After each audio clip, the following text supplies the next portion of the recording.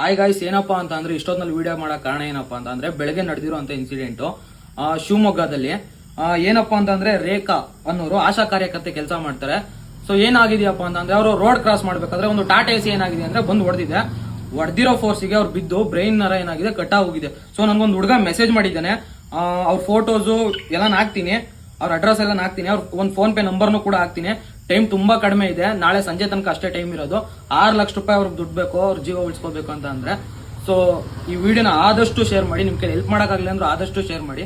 ಯಾಕೆಂತಂದ್ರೆ ನಾವು ಒಂದ್ ಕಡೆ ಹೋದ್ವು ಅಂತ ಅಂದ್ರೆ 100 ರೂಪಾಯಿ ಖರ್ಚು ಮಾಡಕ್ಕೆ ಹಿಂದೆ ಮುಂದೆ ನೋಡಲ್ಲ. 10 ರೂಪಾಯಿ ಹೋಯ್ತು ಅಂದ್ರೆ ಹಿಂದೆ ಮುಂದೆ ಏನ್ ನೋಡಕ್ ಹೋಗಲ್ಲ.